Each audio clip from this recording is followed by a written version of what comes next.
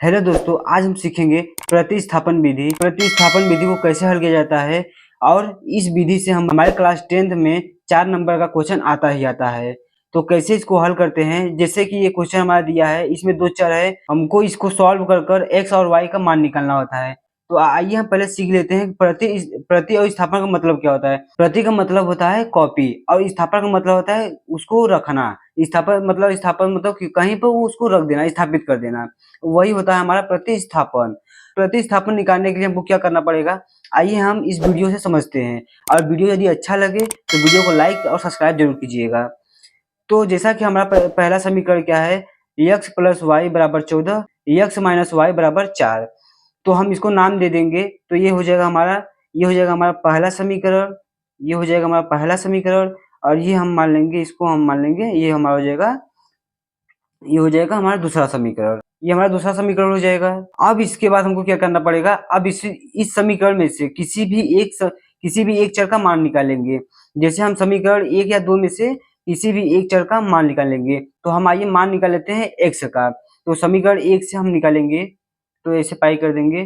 तो समीकरण 1 से हम समीकरण 1 से x का मान निकालेंगे। तो ये हमारा क्या है, x प्लस वाई बराबर 14 ये है। तो हम क्या करेंगे कि x बराबर 14 माइनस वाई। अब ये हमारा हो जाएगा, ये हमारा हो गया समीकरण, ये हो गया हमारा समीकरण 3। ये हमारा समीकरण 3 हो गया। अब इस समीकरण 3 को उस समीकरण में रखेंगे जो समीकरण यूज ना हुआ हो। तो हमारा पहला तो यूज हो चुका है, हमारा दूसरा अभी यूज नहीं हुआ है। तो इस x के मान को, यानी कि समीकरण 3 को हम समीकरण 2 में रखेंगे। तो आइए कैसे रखते हैं, समीकरण 2 में 3 का मान रखने पर, आगे लिख लीजिएगा, समीकरण 2 में 3 का मान रखने पर। तो समीकरण हमारा दूसरा क्या है, x माइनस वाई बराबर 4। ये हमारा है समीकरण 2। ये हमारा है। तो अब हम क्या करेंगे, इसमें हम रख देंगे समीकरण 3 का मान रख देंगे।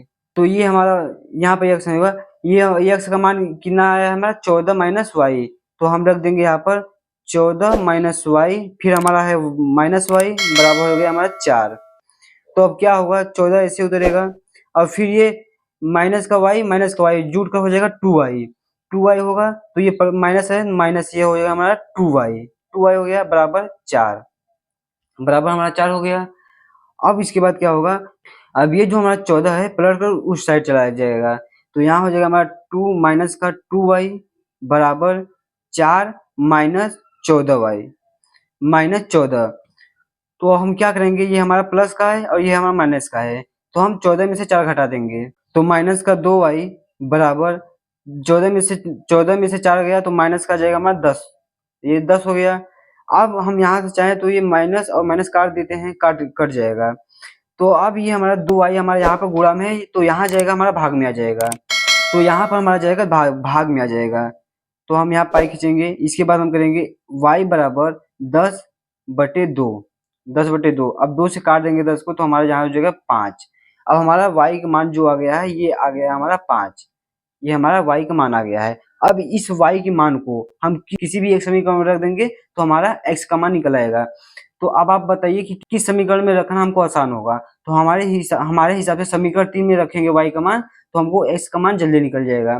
तो हमारा समीकरण 3 क्या है, ये है हमारा x बराबर 14 माइनस वाई, फिर होगा x बराबर 14 और y का मान क्या है हमारा 5।